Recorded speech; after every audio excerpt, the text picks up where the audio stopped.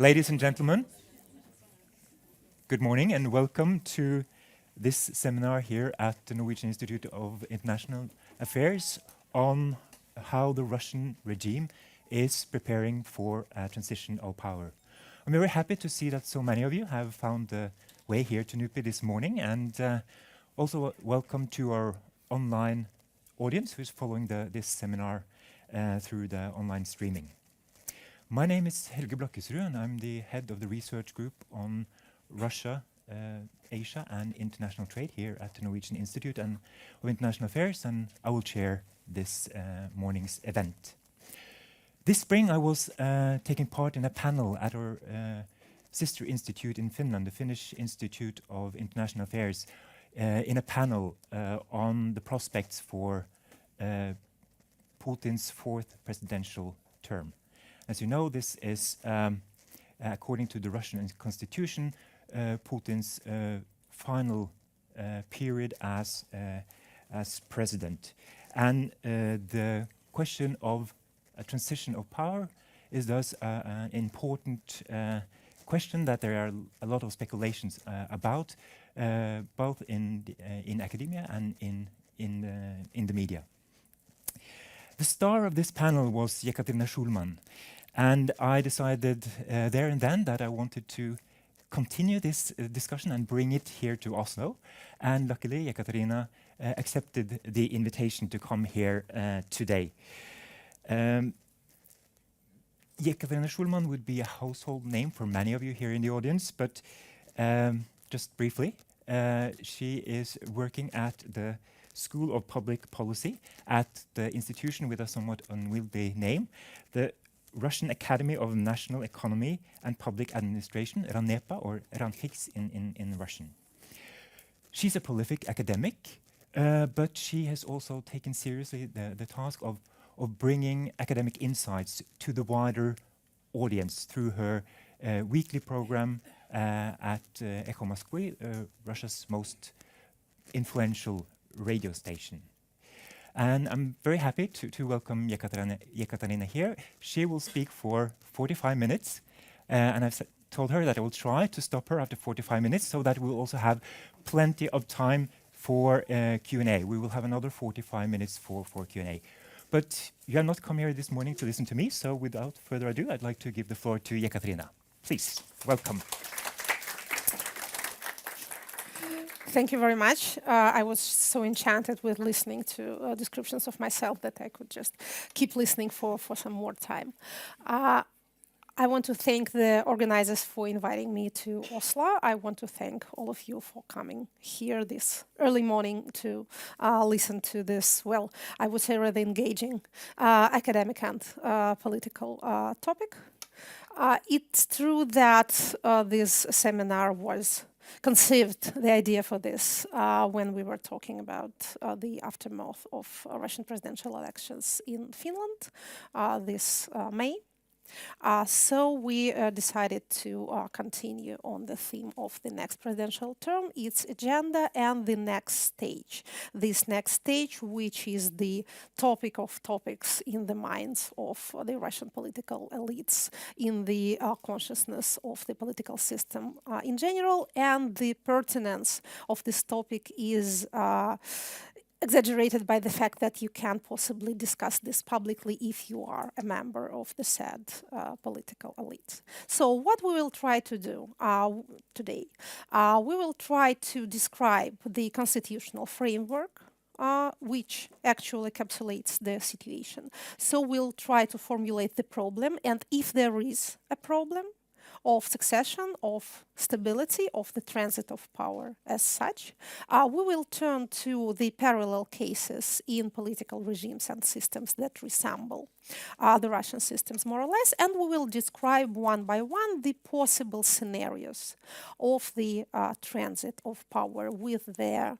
positive sides and their negative sides, with their realizability, so to say, and their possible consequences. I want to say at the beginning, if you expected to hear the successor named and the scenario of choice explained to you, then no. we, the political scientists, as you know, try to avoid predicting things. That's the most expected thing that people ask from us. What will come next? Who will be the next person? How much will the rubble cost? But we are not into the trade of prophesying, so we try not to make predictions, but we can analyze possibilities and we can outline scenarios. So, speaking of the transit of power or the transfer of power as such, what is the problem? And again, if there is really a problem. According to the Russian constitution, one person can occupy a presidential place 2 times in a row and no more. So the kernel of the trouble is just in these words, consequently or in a row. President Putin, the incumbent, has been our president for 2 terms since 1999 to 2004, then from 2004 to 2008. Then the then Prime Minister Dmitry Medvedev became president for 1 term, for 4 years. During these 4 years, some changes were implemented in the constitution. The term both for the president and for the parliament was extended. For the president from 4 to 6 years, for the parliament from 4 to 5 years. And then the Prime Minister Putin became the president again in 2012. And he served his 6 year terms till 2018, and in March this year, elections held place and he was re-elected for another 6 year term. So, de jure, he can stay in his place till 2024, and then something needs to be done. So, the simplest solution seems to be just to change the constitution. There is an example of China, our great neighbor, who, I must tell you, serves very much as a model for many in the Russian political elite and the decision-making class. China is seen as an example of the country who managed to preserve its integrity, its sovereignty, without the breakup that happened to the Soviet Union. This is not a new thing. These talks and these ideas about the so-called Chinese way or Chinese scenario were in the Russian public sphere since perestroika. We've been hearing about this Chinese example. And now we're hearing even more about it since 2014 because there is this idea that with the worsening relations with the West, Russia needs to turn to China and choose China as her preferable trade partner and political ally. How much of this is realistic? How much of this is translated into actual economic relations? I would leave to the economists. There is kind of impression that for the Russian political class, China is the imaginary childhood friend who has to be opposed to the bad guy, the generalized West, specifically to America. Again, how much of this is political and economic reality? How much of this is just ideological impressionism? I would lead to specialists in the field. My point is that the Chinese have just changed their constitution in eliminating this obstacle, this 2 times in a row rule. And this, of course, serves as very much a guiding light, or can serve as a guiding light to the Russian decision makers. What is the need to preserve the same person in the commanding place?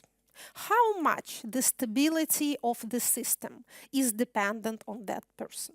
That is not so easy a question as it would seem at the first blush. Political science generalizes and classifies political regimes into various groups. Science scholarship cannot live without putting things in categories. But we also know that categorization means simplification to a very great extent. And when we classify certain regimes together, we should keep in mind that there are certain similarities in behavior and in structure, in the mechanism of decision making, but still there are grave differences. Those of you who are familiar with political science are familiar with Barbara Geddes and her classification of autocratic regimes. It's the most widespread nowadays in both in academic literature and it has seeped into the media. It classifies autocracies as personalized autocracies where power is vested in the leader and his nearest surrounding. Party autocracies where the ruling party keeps its position by educating and rotating loyal elites within the structure of the party. Military autocracies or juntas per se, where power is vested in the military and the police. And sometimes there are added the so-called traditional autocracies or monarchies. However, the point that I want to stress is this. In modern political science, one of the most, I think, interesting and fruitful lines of development is the avoidance of this strict dichotomy between democracy and autocracy, which used to be seen as opposing poles that have nothing in common with each other. Now, more and more, political science tends to perceive autocratic and democratic elements ever present in the composition of any political system. And the question is the dynamic balance between those elements and the predominance of this or that part of it. What is called the iron law of oligarchy, the tendency of power to be concentrated in a small group of people, is indeed a law operating in any social group and in any country. This is the autocratic tendency, generalized. The tendency of people to want involvement in decision making, to want to decide issues which are pertinent to their life, to cooperate with each other. The generalized democratic tendency is also ever present in any society. So it's the business of democratic institutions to support this democratic tendency and to try to keep to a necessary minimum the autocratic tendency of power to be, again, concentrated in a small group. But we should keep in mind that both tendencies will ever be present in any system. This explanation on my side should serve the purpose to avoid this polarization. So Russia is usually classified as a personalized autocracy, a personalistic autocracy. This would be the most widespread formula that you meet, again, both in academia and in a popular press and in public opinion outside Russia, I would say. Inside Russia, you would meet with different and possibly, yes, diversified formulas for describing Russian political system. So, if we, for a moment, agree that Russia is a personalistic autocracy, then statistically, those political models do have a problem with the transfer of power for a very natural reason. If you do not have developed and self-sustainable institutions, if your mechanism of decision making is dependent on personal relations, on people being acquainted with each other, on de facto and not on de jure, not on written rules, but on customs. Then, when the great natural law of generational change comes upon you, you are in trouble. Statistically, those types of autocracies have the average lifespan of 16 years. After that comes the transformation period. Again, statistically, personalistic autocracies tend to be followed not so much by democracies as by autocracies of other types, specifically military. Again, let me make this caveat. Regime statistics is a very useful tool for political science. But then it's good because it gives you a big picture. But it's bad because it gives you so big a picture. If your one item is a whole country, then your statistical mistake is pretty costly. And if 99 countries of this type behave in this way and your country behaves in another way, then it won't be a consolation to you that you're just 1%. So let's keep this in mind. Let us not, however, avoid using this tool, which can be useful. Regime statistics are heavily skewed by smaller countries. Latin America, Southern Africa, etc. They have usually very active regime transition dynamics, and so they get counted with the bigger countries. So again, just keep this in mind. However, this scenario of personalized autocracy getting old, military autocracy coming in its place, and military autocracies are, again, statistically short-lived. Their span is 7 to 9 years, and they tend to be followed by democracies. For some reason, not completely understood by political science, military juntas tend to hand power on elections, rather than personalist autocracies. Although at first blush, it would seem to be the other way around, so it's kind of counterintuitive. So, having said that, I'm not making this prediction for Russia at all, for specific reasons dating towards the end of the Second World War.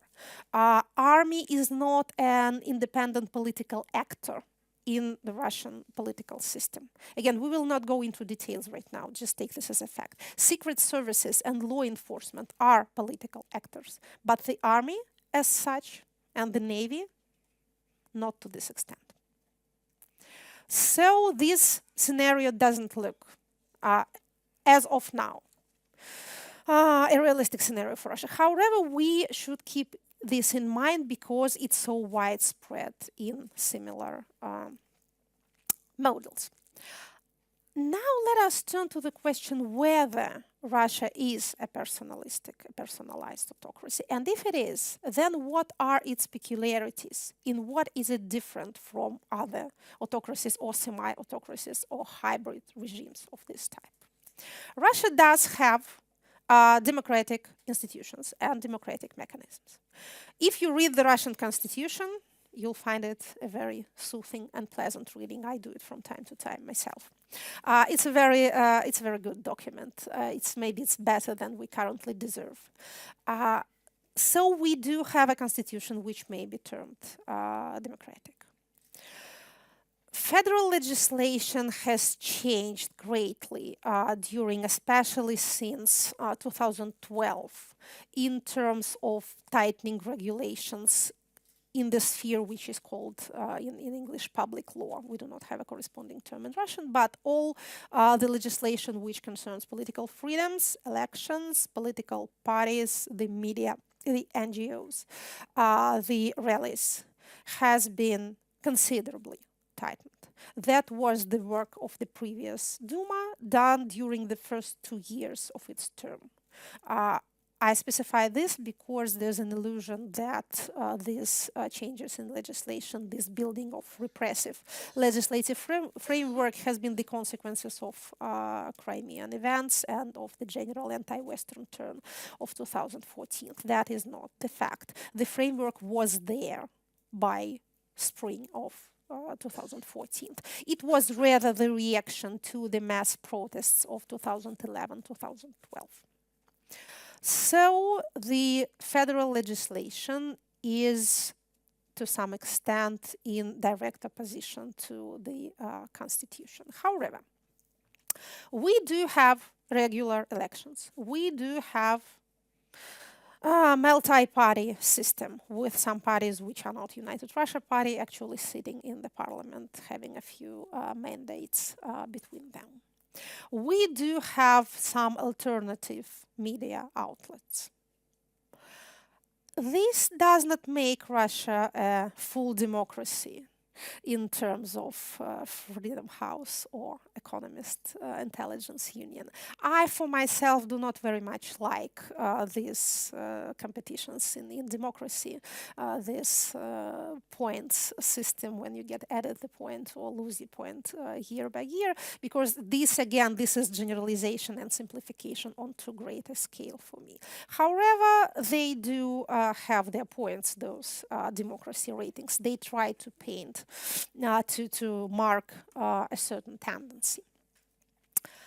My question rather is not whether Russia is a full liberal democracy, but whether indeed is the power vested in the person of the leader.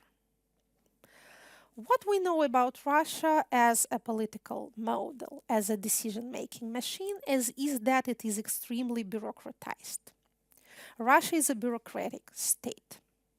Nicholas I, the Russian Tsar, used to say, it's not I who rule Russia, it's 30,000 stoloначальники, 30,000, well, people sitting at tables, the bureaucrats per se. Since then, these 30,000 changed to almost 3 million. And I think the phrase still holds good. I suspect in his time it was just the coquetry of an autocrat. But Russian life being so regulated, so overregulated, and Russian bureaucracy being so widespread, so numerous, and eager to regulate even more. In practice, it means that a large number of decisions has to be taken in any given moment. This in turn means that so big and complicated a system cannot be ruled by one person and his 5 friends. All those decisions cannot be made by a small group of people. The usual answer to this is that they make the most important decisions, that they send signals to the lower tiers of the pyramid. In a sense, this is the mechanisms of ruling anywhere.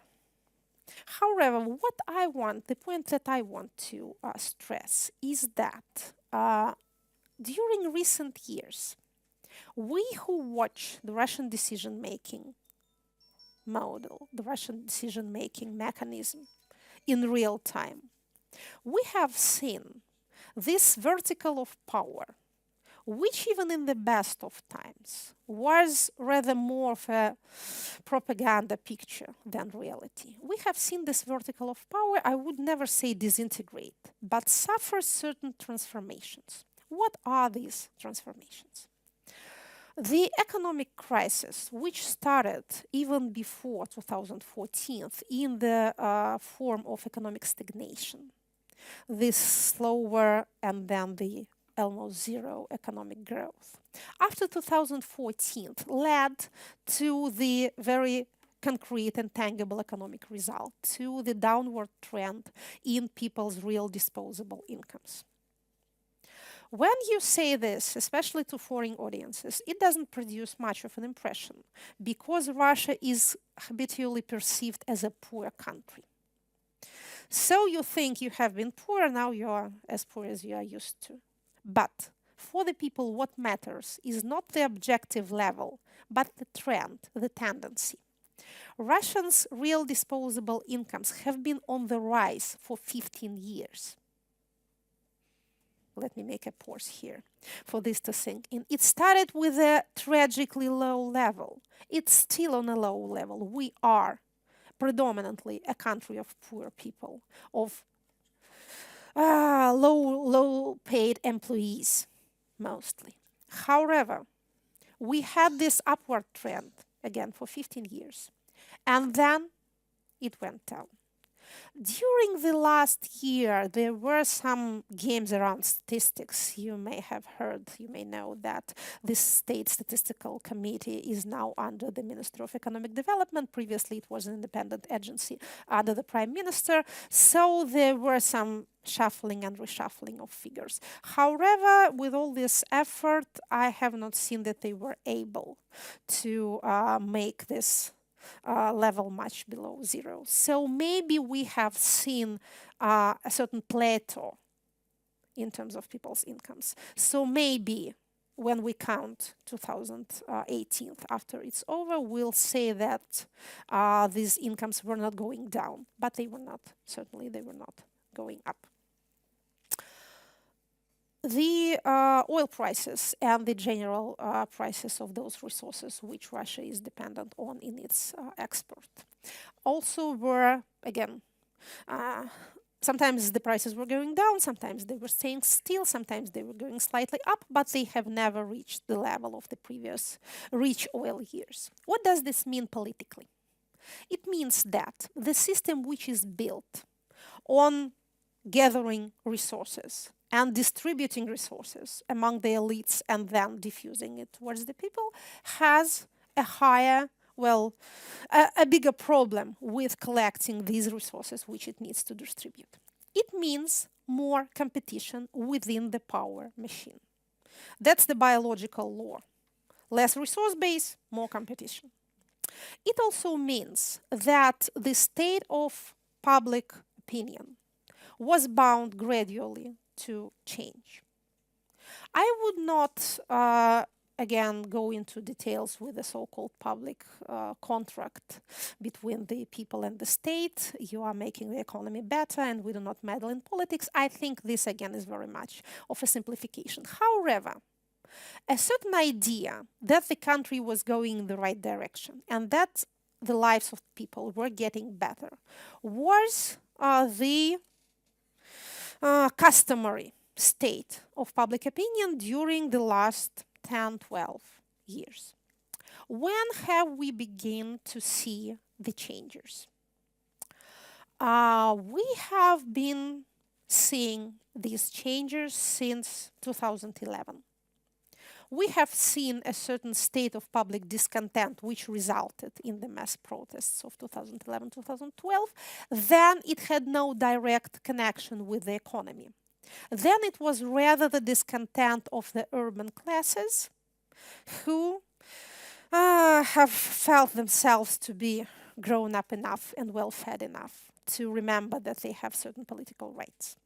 That was, in a nutshell, the reason, the mainspring of 2011-2012 protest wave. And then came 2014, which at the same time produced this wave of euphoria connected with Russia's external policy victories, perceived as such. And then almost immediately came the economic consequences. In terms of public opinion, we can put a very direct, we can point a very direct moment when this euphoria was at its highest. It was during the May festivities of 2014. So if you want to find the highest point of this Russian spring, as far as Russia internally is concerned, it will be this, May 2014. Then came autumn. Then came the falling ruble and higher prices and food anti-sanctions, which by this time are habitually perceived by Russian public opinion as being imposed by the West rather than the other way around. So then came the aftermath. What I want to make understood is the following. These subterrestrial rivers of public consciousness rather than public opinion were changing their course very gradually and very slowly since maybe 2008. This general process has different names with different sociologists, social scientists. Sometimes it is called the demise of paternalistic consciousness. Sometimes it's called the death of legalistic utopia.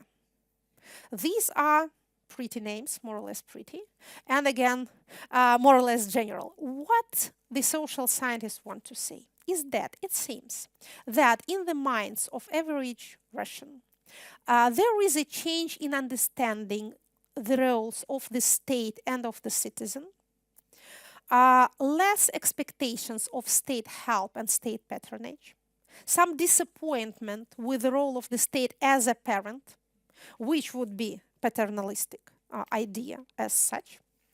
It does not take the form right now. It doesn't take the form of any rise of civic self-respect or whatever. It's rather a feeling of disappointment and depression. But we see, by the figures, by the data, less trust in the idea of the strong hand, lesser numbers saying that strong hand and strong leader is what Russia needs. Less numbers for people saying that the state should be strong, more numbers for people saying that the state should be just. The word that came to change, to take the place of strength in the public mind seems to be this justice, this справедливость. This is a very complicated term. For those of you who are Russian speakers or know Russian, you will understand that this is the whole, it's a kind of an umbrella term covering a wide range of subjects. This justice sometimes means law, and sometimes it means mercy. Sometimes it means revenge. Sometimes it means equality. So it's a complicated term that can mean various things in various moments. But if we look to these bigger changes in the public mind, it's useful to keep this term before our eyes, because this is what will be possibly the keyword to future political changes, to future changes in popularity. So, I understand that things that I'm describing may seem very vague. I could have shown you figures that support this, but I think that this general picture is exactly as much as we can say at the moment of what is happening in Russian society. So, in 2018, what happened? Rather, one more important thing happened in about the middle of 2017. This we also have seen from the polls, and this is what we may call the normalization of protest. What is this? People are asked the question, do you think that protest activity, such as going to the streets, mass rallies, what is called in Russia, meetings, I know it's a very different thing in English, however, whether it's a good thing in itself or a bad thing in itself, the state should suppress it or the state should allow it?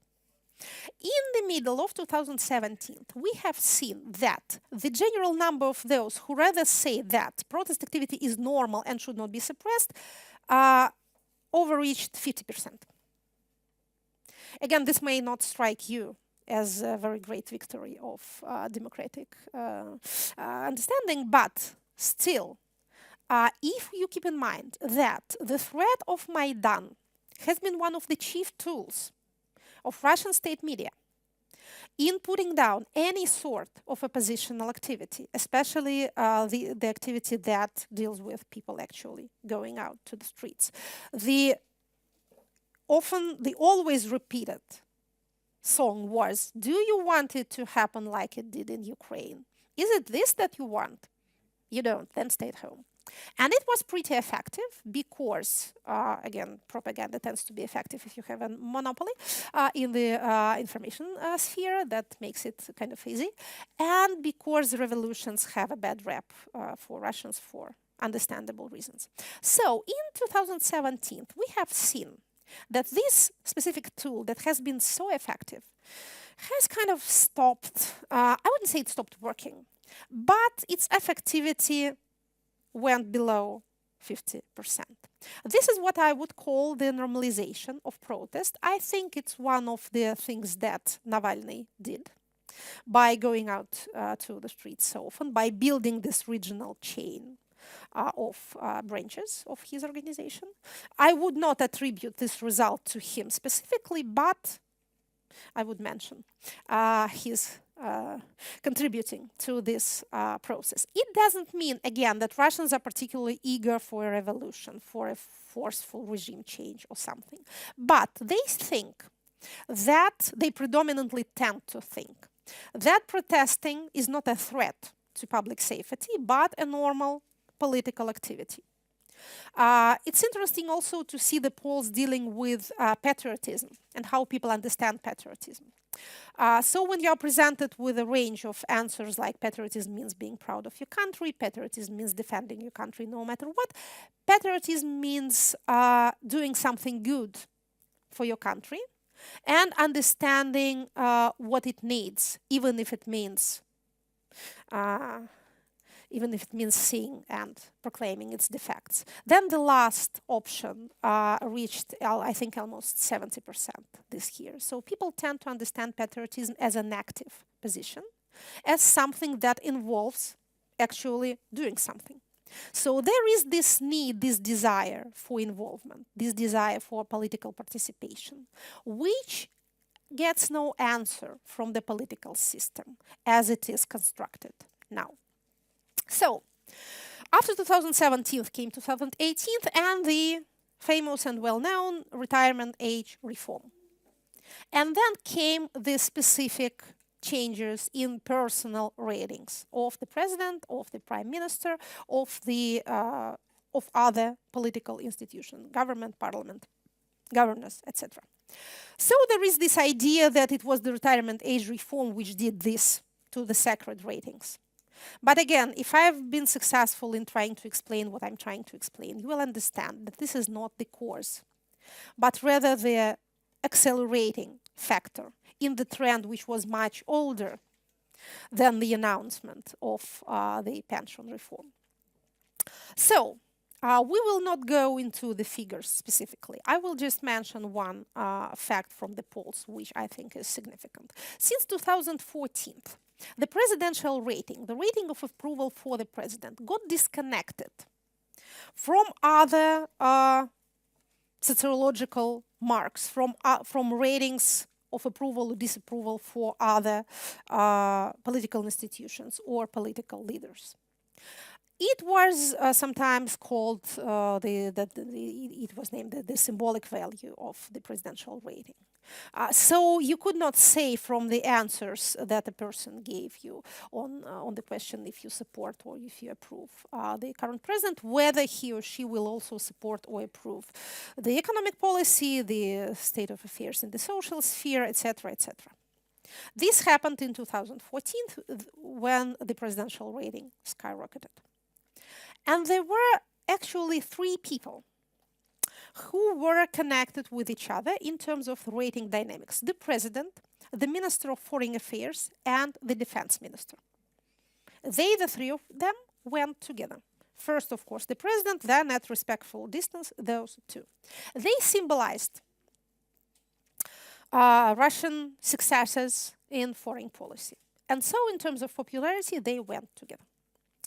In the summer of 2018, we have seen the downward trend in the ratings of those three people together. So they went up together and now they started slowly going down together. I've been looking for the latest polling results after the announcements of changes in retirement age reform, which were made by the president in August 29th. We do not have the newest figures yet.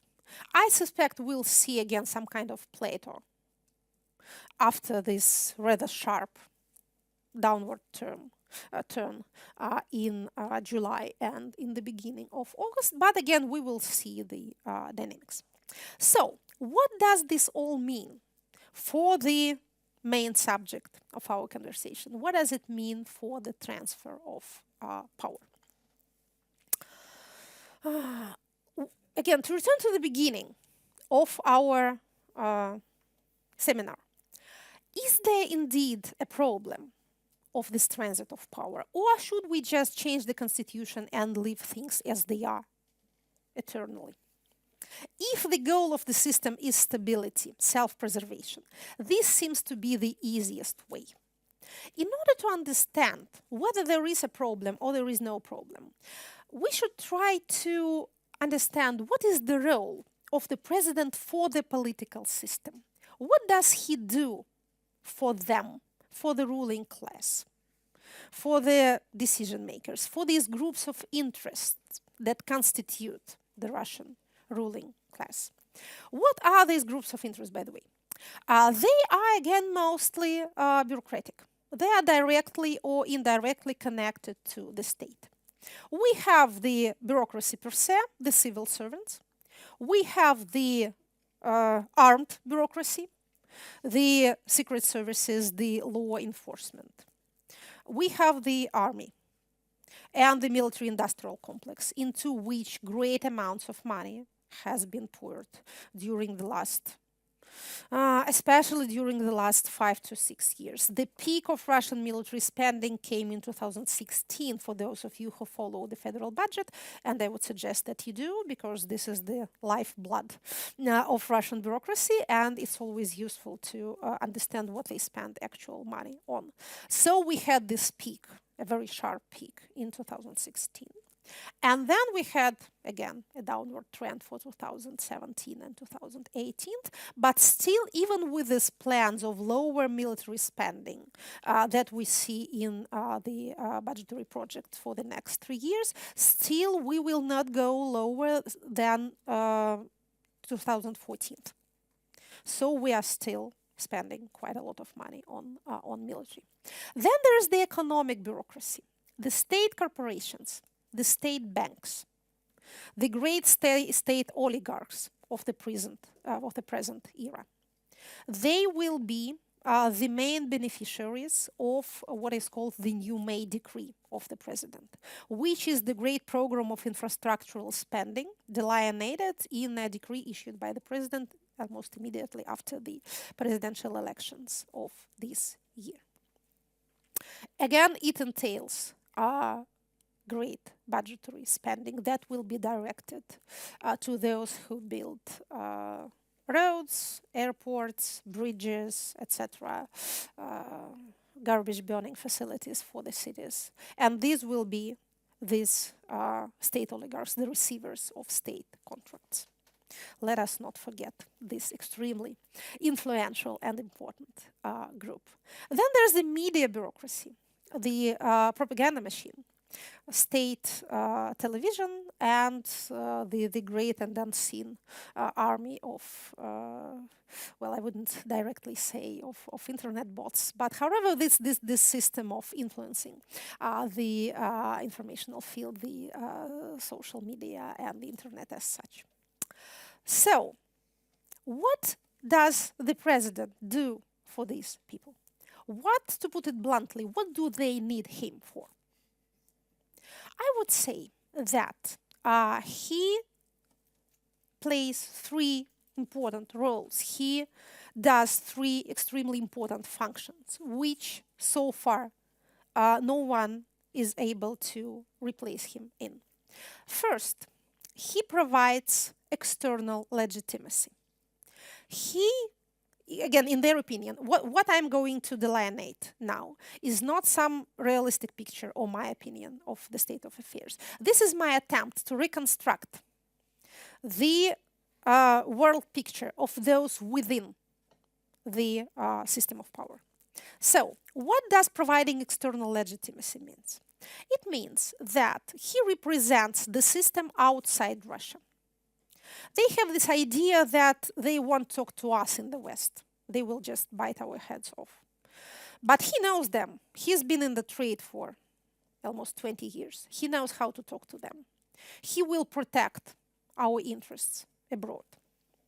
So this is the external legitimacy function. Then there is the internal legitimacy function. The president is popular. He is loved by the people to a very great extent. With all the worsening figures that we have seen, again, the worst approval figure that Levada gives us in July of this year is 67%. Of those who view the president positively and approve what he does, and those who view his work negatively, 32%.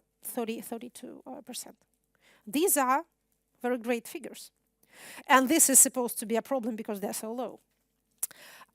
So he wins elections and he delegates this legitimacy to the United Russia Party, to the governors, to all the lesser bureaucrats who need to go through the election machine. Again, they think they do not know us, they the people, and when they know us, they hate us. But him they love. So he can go to this well of People's laugh and draw a bucket full of living water and sprinkle the system with it so that it can grow green and flower again. This is the internal legitimacy function. The third function, which deals directly with the workings of the system, is the preservation of balance, of the equilibrium.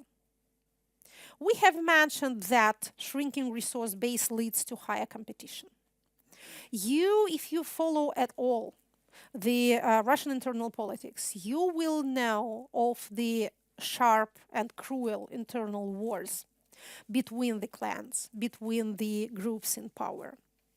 We, the public, we tend to pay more attention to those repressive efforts which are directed towards civil society, the media, the liberal side.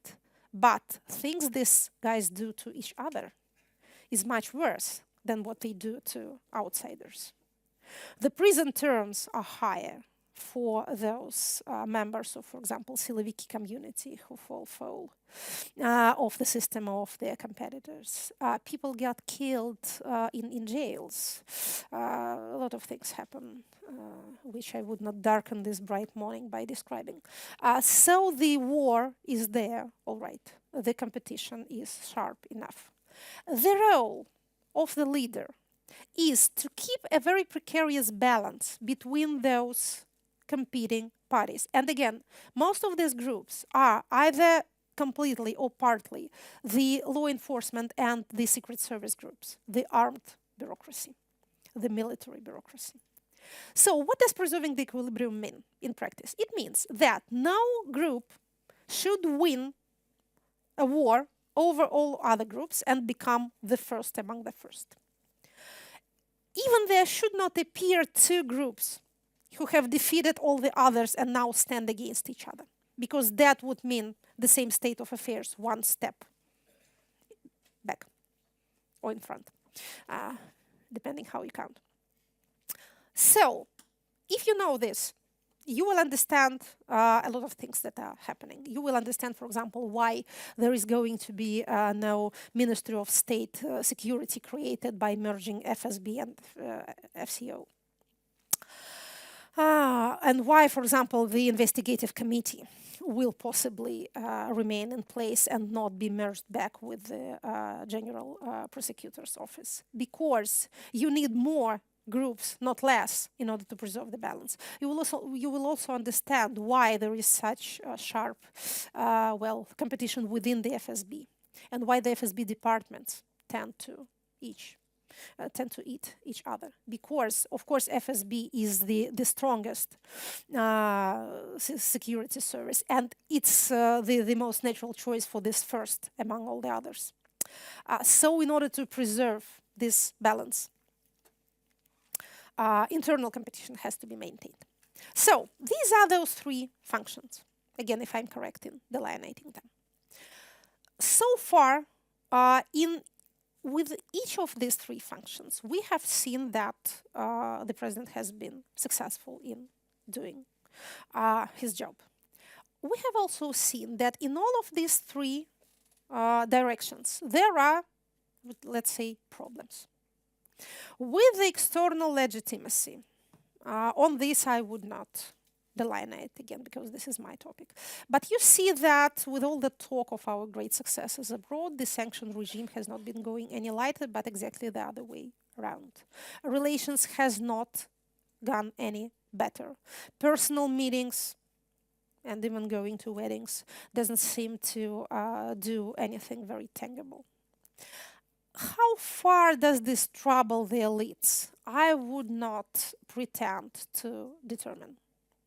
I would not count on any internal coup happening anytime soon, because things that these people get by being loyal is much higher. Their profits are much higher than their losses, any losses that the West can inflict on them. And then again, go and read the May Decree.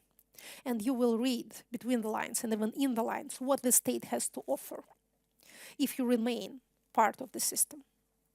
With the internal legitimacy, the presidential elections have been, from the point of view of the system, a success.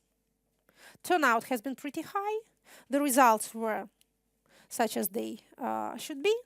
So possibly on this front, they feel they're good.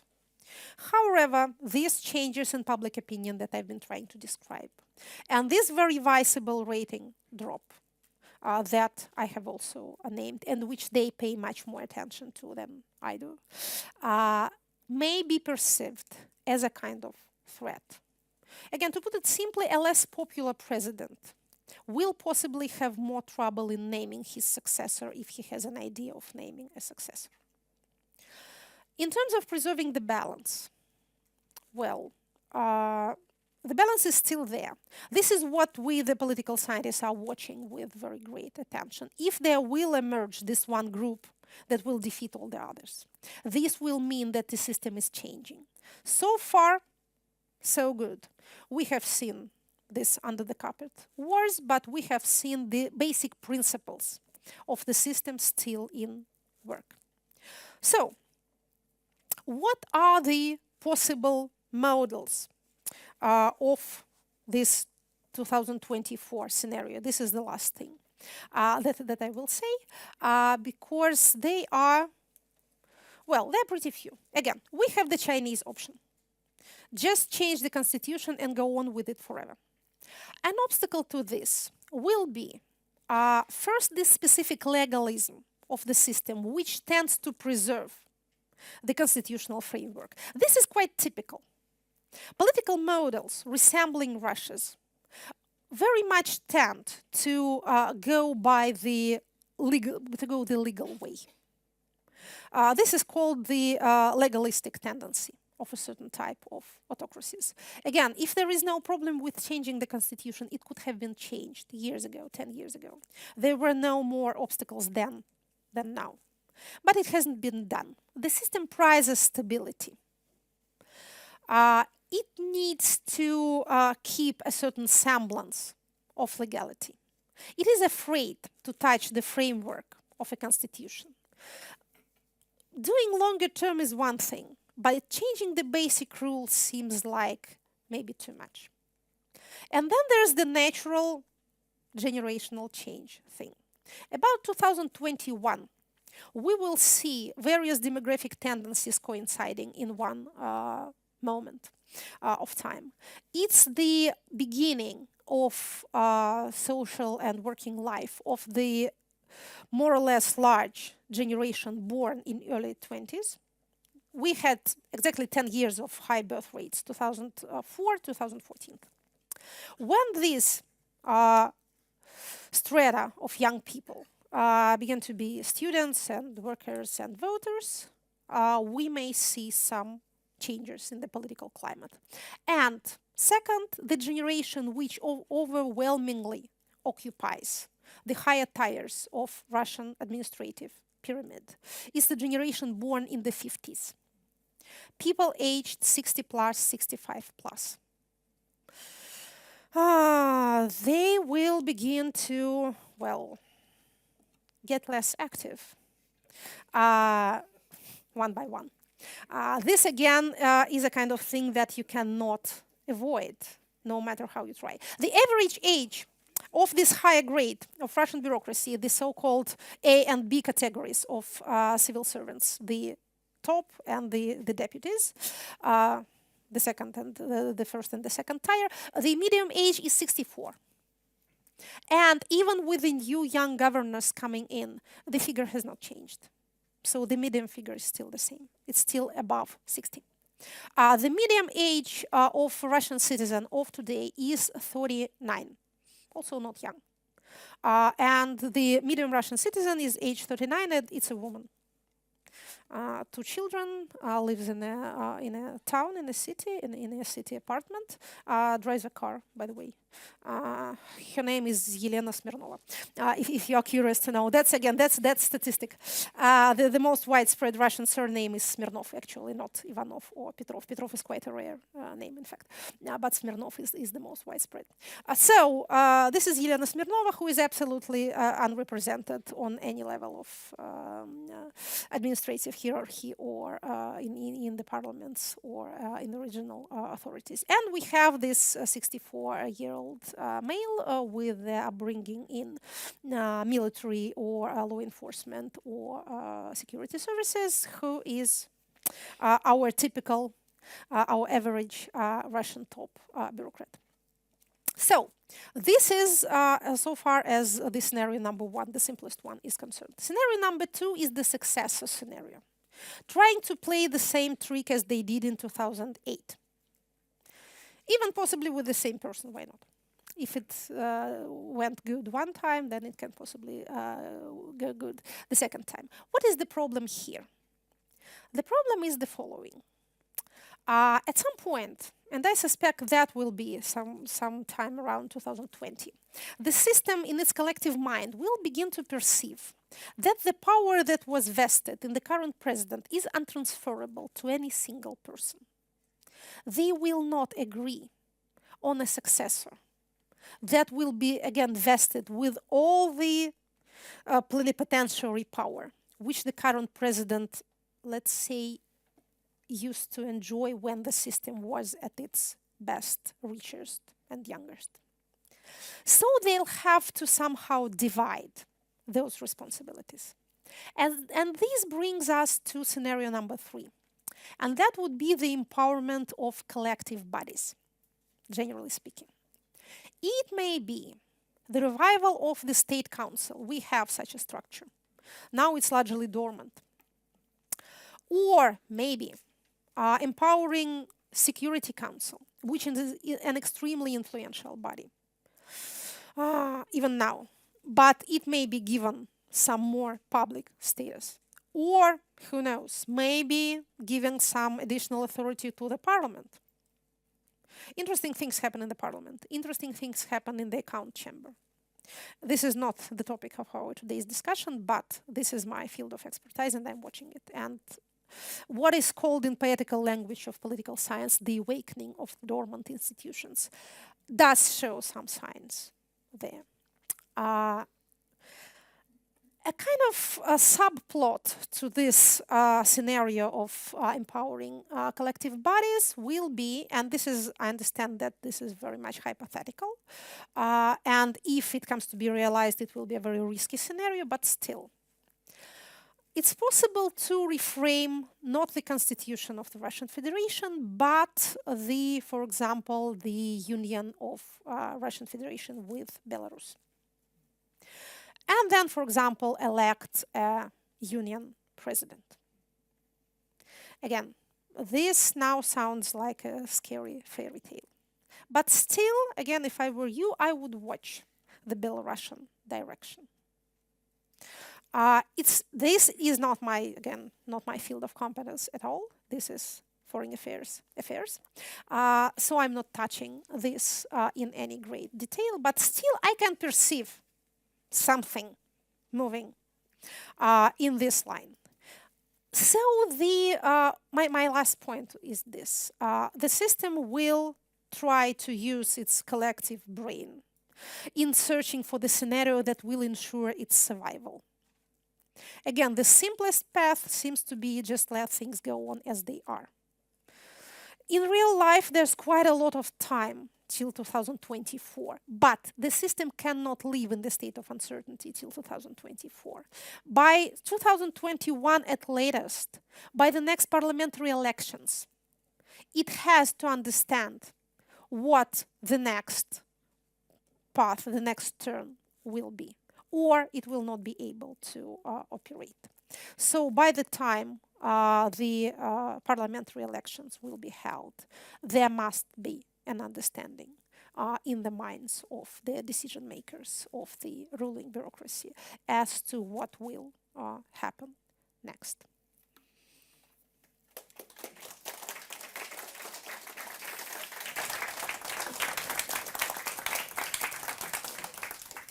Thank you very much for sharing your insightful analysis. We then have to wait a few more years to know the answer, if this was correct. But we have now 30 minutes at our disposal for Q&A, and I'm sure there will be many people that want to pick your brain here. When you sign up, when you get the microphone, rather, please introduce yourself. And I have a first question over there, Paul Kolstø. Paul Kolstø, University of Oslo. Thank you very much for a very stimulating and interesting talk. I'd like to start with three of the things you mentioned, which seems very obvious. One is that you said that the Russian political elite or system, they want a major concern is to stability to reproduce themselves, right? And secondly, that the president is, at least it was until this spring, extremely popular. And thirdly, that all regimes are sort of somewhere in between autocracy and democracy. So my question would then be, why cannot the Russian regime move slightly closer to democracy by allowing a person like Navalny to run for presidency? And I would think it could boost the legitimacy of the political regime you have today. So as we remember, in 2013, Navalny was allowed to run for the mayor in Moscow, and that is the most liberal city in Russia, and he could garner 27%.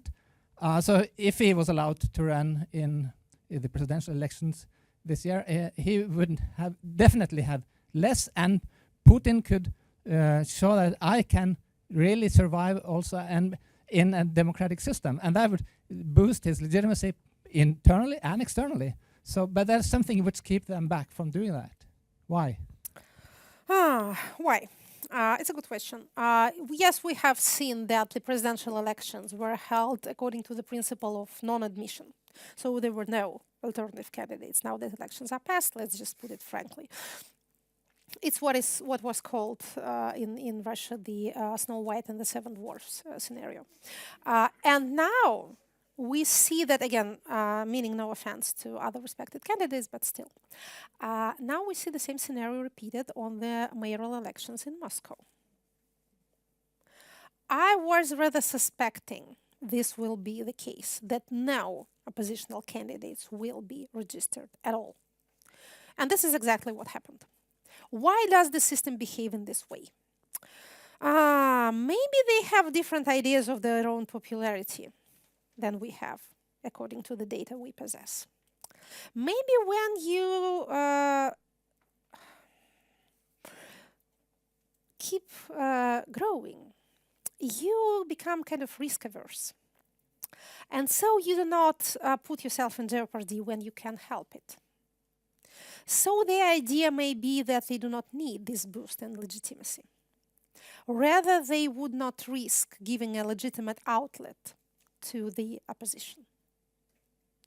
Again, if we look at the mayor of Moscow elections, the only way that an oppositional candidate could have a chance to be registered would be if the incumbent, the current mayor, had competitors within the system strong enough who would think that he shouldn't have it too easy during his own elections.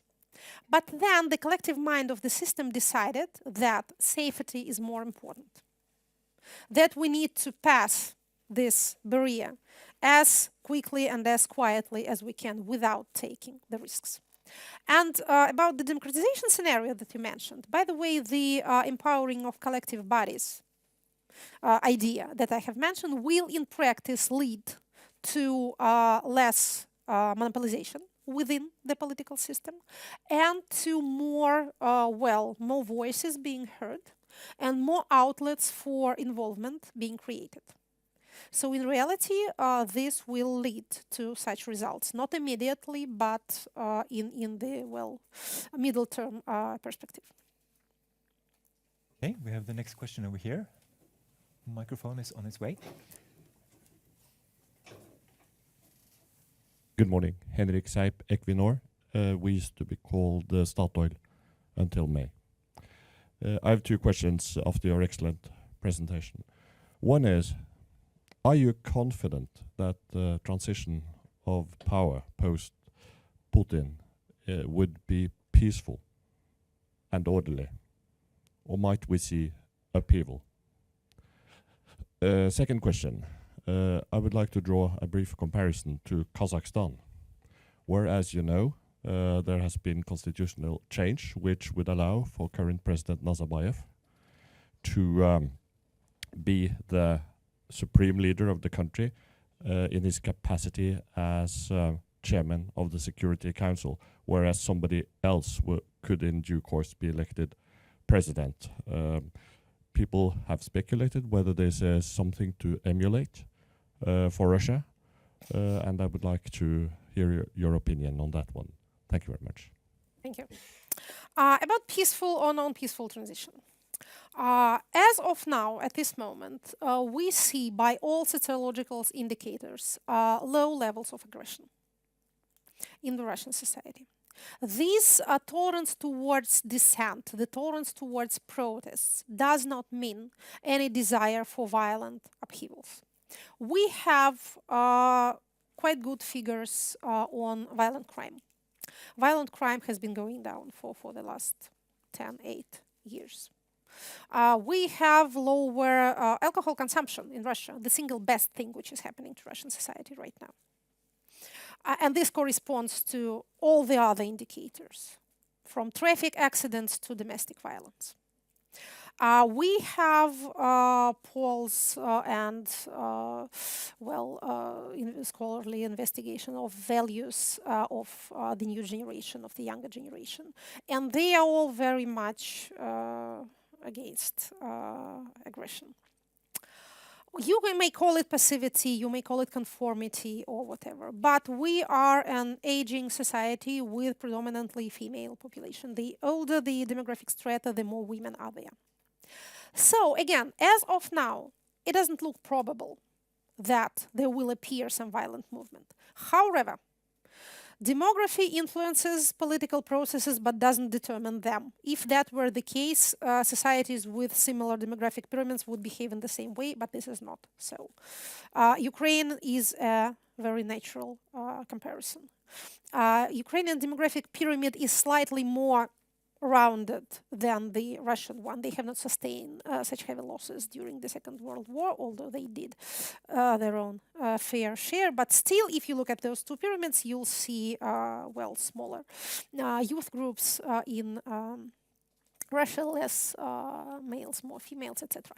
However, in order to orchestrate any violence, you do not need a majority. You need a minority, a strong group, an extremist group, or whatever. So, again, I do not see any signs, either in the elites or in the populace, of the non-peaceful scenario. But that does not mean that it should be completely ruled out. But again, no signs as of now. The second question, the Kazakhstan scenario. Yes, of course. I have mentioned the changes that would, again, empower or create new collective bodies or empower the existing ones. The Security Council or the State Council or the Parliament or all of them in some degree. Or even creating a new role for this Russian-Belarusian Union. All these would be more or less similar to what Kazakhstan is trying to do. Another thing that Kazakhstan is trying to do, which I would love to see us emulate, is giving more authority to the parliament. And moving kind of towards a less presidential, more parliamentary republic. This may be one of the ways that the Russian political system will develop. They are looking at Kazakhstan as they're looking at China, as they're looking at Uzbekistan, where you know what happened, as they're looking at Kyrgyzia. So they also do their regime comparative studies. So a retirement position for Putin in an influential body, but then diversifying power, spreading power between different groups in a parliamentary model. Next question is from Tor. And then I have Julia, gentleman over here, and Ingrid. So Torborg from the Norwegian Defence Research Establishment. I have two questions, and the first one is in the beginning of your presentation, you talked about the decrease in paternalistic values in or attitudes in the population. Do you see that as a result of increasing Russian urbanization? Because if that's the case, then it's to some extent maybe a irreversible process. So that's the first question. And then the second one is when you talked about the balance of power between different interest groups in the elite. Could we see, for example, until 2021, 2022, that the FSB actually tries to become the one on the top, not necessarily displacing the others, but because this was kind of, but being the one on the top above the other ones, because this would also to some extent clarify what would happen after 2024, then it would be FSB in some variety that took power. Thank you. About changes in values, why do they happen, whether they're the result of urbanization? Urbanization process is still going on in Russia. 74.2% of Russian population lives in cities and towns, Rosstat tells us. Since the 60s of the last century, we are no longer an urban society. However, this process is still going on. People move from countryside to the towns, from smaller towns to bigger cities, and from there to the two Russian metropolis, Moscow and St. Petersburg. So we have those centers of concentration of people and the economic forces and the financial resources, which are the big cities and the agglomerations. Yes, of course, this affects values. This brings on a new, develops rather, a new mindset, more independent, more self-reliant, I would say. However, this decrease in paternalistic values has also been a result of disappointment when people had expectations of the state, but it didn't deliver on these expectations. So it seems such a natural and indeed irreversible process because so many factors contribute to it. And what would possibly change this movement? Well, if we suddenly enter into the era of universal basic income and the state starts distributing pensions to all the society and demanding obedience in return, then we may have the kind of communism that no one expected. But this doesn't seem to be the case right now because the very opposite is taking place. About elite groups and the FSB, I have mentioned FSB is, of course, the first among equals of the armed bureaucracy community. Their predominance is moderated by internal competition within the FSB. It's not a coherent unity. It's a conglomeration of departments and centers ruled by their own heads, overwatched by deputy heads of the service. And they have, well, they also have quite sharp competition within them. We have seen whole departments eliminated, their heads arrested. You may recollect the case with the Department of Informational Security. It was the story popularly known as Дело Шалтай-Болтая, the affair of Шалтай-Болтай. Again, it's as engaging as anything in crime fiction, but I will not go into details here. Just Google it. You'll be engrossed in the story. So, if indeed, for example, we'll see FSB swallowing up some other security service, then it will mean that there are some basic changes to the way the system works. Again, as of now, no, we do not see this. But yes, we are watching this service with very great attention. One small thing I will add. You may have noticed, if you follow the Russian press, for example, that there are quite active discussions about some liberalizing of anti-extremist legislation. The infamous Article 282 of our criminal code, prison terms for riposts, as it's popularly called. These discussions have actually never stopped since this article have been in force. However, after the presidential elections, they were more vocal than ever. And there is an understanding that the current political bloc of the presidential administration may have this idea of what they call normalization. Less toxic propaganda, less political criminal cases, again, some softening of the legislative base, etc. So far, it has not been a success. Again, we are following these developments. Maybe during the autumnal session of the State Duma that will shortly return to work after the vacations, maybe we will see something happening. So far, no. Why is that? Because the Siloviki community is against it. And it's extremely difficult to take a piece of bread out of their jaws once they have started eating it. In previous times, this political bloc of the presidential administration used to rule the internal policy in Russia. Now it's no longer the case. The alternative decision-making centers have appeared, and they are mostly, again, within the law enforcement community, so it doesn't look like very much like a democratization process. But still, this is the reality that we have to deal with.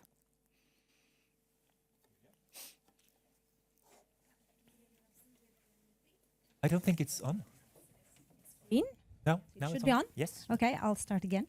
Julie Wilhelmsen, I work here at NUPI. I had a follow-up on the question of paternalistic values, because you said that there is a move towards greater, what do you call it in English? Sprawiedliwości. There's a kind of a demand, a growing demand. And I was interested, could you tell us, is there any regional differences, or could you expand a bit on what that is and what it looks like in the different regions, in particular the Northern Caucasus, if you have any information? Russia is a big country. Let me tell you this, I'm an expert. You have to trust me. And it's extremely variegated. Yes, the differences between the regions are sometimes greater than the difference between the Russian region and the Western European country. So we have the central Russia, the urban Russia. We have the northern western territories, which are usually more prone to oppositional voting and who tend to dislike Moscow for a number of reasons. Once you go from Moscow to Yaroslavl, for example, you come to this specific country. Even St. Petersburg is slightly different from Moscow. By the way, there was a mention here, I think, when I was asked a question about Navalny, that Moscow is the most liberal city. Moscow is a city inhabited by civil servants. It's a loyalistic city. The ratings of approval for Russian foreign policy are higher in Moscow than in the regions. Please keep this in mind. Moscow is a rich city. It's inhabited by people who benefit from the state budget and from the current state of affairs in general. St. Petersburg, again, is slightly different. Then we have the agrarian south. The Krasnodarский край, Ставропольский край, Ростовская область, Volgograd. It's the region of agriculture. It's the rich regions with very specific political culture of their own. From time to time, accidents like those of Kushevka surface and show us a glimpse into how power and money and organized crime and local authorities are all merged there. Some of you, I think, have been in or around Stavropol. So these places politically resemble Northern Caucasus much closer than they resemble Central Russia. Then there are regions of Far East and Eastern Siberia. Depressive, higher crimes, higher alcohol consumption. There are whole oblasts in Russia who are economically dependent on prison facilities and penal colonies, like Republic of Moldova, for example. So we have this very different, very variegated Russia. The place for traditional values per se would be, of course, the agrarian South. Again, that should sound kind of familiar. I think it's more or less the same everywhere. We have the coastal America and the metropolitan America, and we have the hinterland. It's more or less like that in Russia. However, Russia is predominantly an urban country. So I would not look very much into the exotic intricacies of regional consciousness. Watch the bigger cities. They are those who decide how the country will move. Northern Caucasus is a very special place all of its own. What I can say from my viewpoint is that it's heavily dependent on centralized budgetary funding. So far as this is going on, they will be loyal. When we'll have, and if we'll have some problems with that, we'll have some problems there also. Here. Pass the microphone. Hi, thank you very much for a good presentation. My name is Dilshad. I'm master student of public international law at University of Oslo. My question, recently was killed the head of Donetsk Republic. What is the future fate of Donetsk and Lugansk regarding to Russia, and how long Russia will support these two republics? Because under the public international law, it's territories of Ukraine. It seems like Russia supports separatism. You know. And second, you said about Kyrgyzstan that same regime with Kazakhstan, Uzbekistan, but I'm from in Kyrgyzstan. We have changed the 4 presidents. It's a more democratic country than others of Central Asia. Okay, thank you. I have said nothing of this kind. I mentioned Kyrgyzstan as one of the countries where regime changes have taken place and that the Russian decision makers are watching as well as they watch. Kazakhstan, where there's one scenario, Uzbekistan, where there's another type of scenario, the successor scenario, which ended, as you know how, with taking the predecessor's portraits down, and there's the Kyrgyzstan scenario, which is much more turbulent one. About your first question, I cannot give you any answer. I do not follow Ukrainian politics, nor do I very closely follow what happens in the eastern territories. What I can say from my particular viewpoint, there is a great difference in the public mind between the Crimean affair and the eastern Ukrainian affair. The Crimean story was seen as a fairy tale come true. It is still perceived like that. It's seen as a natural, peaceful thing that should have happened long ago, and at last it happened. The Eastern Ukrainian story is put out of the public consciousness. People don't want actually to hear about it. There is an understanding, as far as I can catch, especially in the external audiences, that, Russia would like to get rid of Eastern territories, but cannot do so because of the public opinion. It's the other way around. These things are important for the decision makers because, again, of the specific composition of our administrative elite. For them, it's an important and a personal matter because the set of values that they have kind of makes them into this. They are predominantly from the military and from the law enforcement and from the security, so they should care about things like that. They care very much about the impression that they make abroad and the not showing a weakness thing, etc. So it's not like the president will lose or diminish his popularity if suddenly tomorrow Russian TV news stop showing news from Donetsk and Lugansk. There is no such thing. Again, it may be some psychological flaw or responsibility on the part of Russian people, whatever. I'm not doing any judgment here. What I know from the figures is that Russians predominantly don't care for what happens there. It's seen as some kind of complicated and dirty and expensive story. And by the way, people get more and more irritated with the idea that Russia is spending money abroad. This is a very toxic issue now.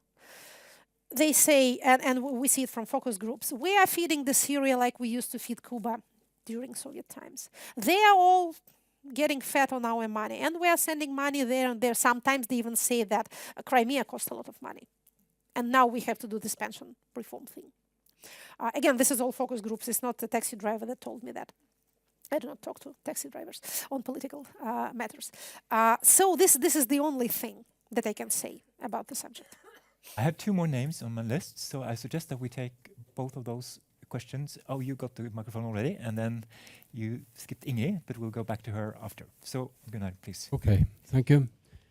My name is Odd Gunnar Skagestad. I'm an old age pensioner and independent analyst.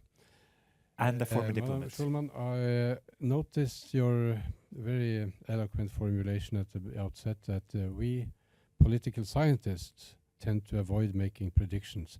I'd like to challenge you on one point, though.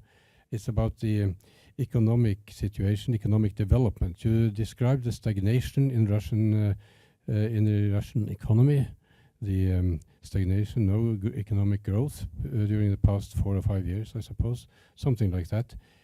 And you mentioned specifically the sanctions and, of course, the drop in the oil price. Now, I'd like to add one element. I think the most important matter in the stagnation of the economy is the concentration, the gradual concentration of power in the hands of the rent-seeking elite that's taken over most of the main enterprises.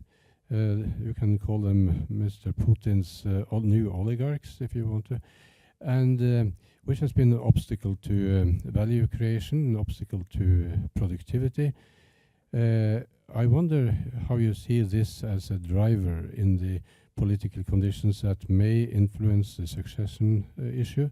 Do you see this development continuing, or are there any prospects for a change in the developments of the Russian economy? Thank you. And we'll just add on the question from Ingrid. If you pass the microphone back. Ingrid Oppdal, Institute for Defense Studies here in Oslo. In how you described the system within the elites, there are some very powerful mechanisms for stability there, just because everyone is so interested in a very stable system, and I think many people, and including myself, would agree that this is not a very volatile political system. Quite the opposite. It is also rather conservative. But how resilient is a system that relies so much on balancing between interests in the face, for example, of external shock, or in a rapidly changing environment, for example, in the regions? So there are some sources of vulnerability. Could you elaborate a bit on those? 2 small questions to be covered in 2 minutes. These are good topics for another 2 lectures. I think we have to invite you back. About concentration of resources, yes. I think that the single worst thing that happened to Russian economy is not the stagnation, but the statification. The state has predominantly become the major employer. State directly, the so-called бюджетные организации, healthcare and education and housing services, and state corporations and state banks. This, by the way, was the reason behind the presidential elections being held the way they were held. If you have noticed, the mobilization of electorate by administrative means happened not per region as previously. Previously, it was the business of governors to bring people to voting polls. Now, the mobilization happened per employment place, and it was the business of employers to tell their staff to go and vote. Because these people work for the state either directly or indirectly. Monopoly is bad, competition is good. This is one of the basic laws of political science, if there is a basic law to political science. I have mentioned the power groups, the so-called state oligarchs, as the beneficiaries of the new May decree. You know the names. We all know the names. You may read the lists of those who receive state contracts. There will be more of this. Not more people, but more contracts. And more money in this so-called state-private, частно-государственное партнерство, state-private partnerships, as it is called, in building infrastructural projects. And this leads us to the second question, to the stability within the system and to its resilience to external and internal shocks. Well, hybrid systems are hybrid for a reason. They enjoy some of the advantages of having democratic mechanisms and democratic institutions. They also enjoy the benefits of having some of this simplification of decision making, which is the feature of authoritarian model. They are rather stable. The survival of the less effective autocracies is a new feature which modern political science is very much curious about.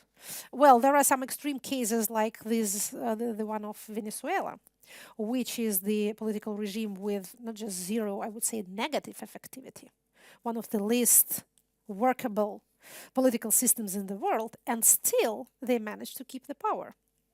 How do they do that? Open borders. First, whoever is dissatisfied can leave. Whatever money you have spent on the police and the army. And what you have left, spend on TV propaganda. Again, Venezuela is a small country. It has a different economic model. We are much, much better off. No comparison whatsoever. But still, my point is that in our very peaceful time, when neighbors don't grab each other land bits, well, not that often, and where violent revolts have stopped being popular most of the time, there are opportunities for survival even for a much, much less workable mechanisms than the Russian one. And it must be said in favor of our bureaucracy that it more or less does its job. It can do a number of things quite effectively, not just big projects like football championship, but infrastructure, transportation, connectivity. It does it quite well. It knows where it needs to avoid meddling so as the economy can work for itself. External shocks that you mentioned, I don't know with a country as big as Russia what this external shock can be. Foreign invasion? The sanctions have can be only so far effective as to prevent further exuberance in terms of foreign policy, but not to shake the system inside. Something happening in the regions, sudden protests. Again, this is a topic that cannot be touched upon so lightly. It needs more detailed explanations. Still, no system lives forever. And stability is, in a sense, an illusion if you understand it as unchangeability. In its quest for survival, hybrid system is liable to change so far as to become almost unrecognizable. We have seen these changes going gradually on from year to year. And then you just notice that things are different from what they used to be. In a long-term perspective, I do think that for a society, an urban, educated society like Russia's, composed not of agricultural workers or industrial workers, but mostly of people employed in service, people employed in office work, people employed by the state, I think that gradual democratization is the most natural scenario, and that it will happen, not because somebody decides that it should happen, but because there is a demand on the part of the society for more involvement. We have seen it on municipal elections. We have seen it in mostly on local level. We have seen it in the so-called thought sector, in the NGOs, who work under great pressure, but still they develop. More and more people get involved in charity. More and more people get involved in cooperating together for various reasons and for various causes. So again, by 2024, we may see not a completely different, but a slightly different in some significant points, a more mature society. Again, less paternalistic, less interested in news from afar. And this we see even now. People are rather irritated by the predominance of foreign policy agenda, for example, on state TV. There were very interesting figures after the presidential address to the Federal Assembly. People were asked a question, what topics were given too much attention, what topics were given too little attention in the address. The topics that, in people's opinion, were given too much attention, 46% named it what? Military and the arms. And too little attention, economy, poverty, social sphere, healthcare, education. As you know, for the last 20 plus years, we have organized our annual Russia conferences here at NUPI.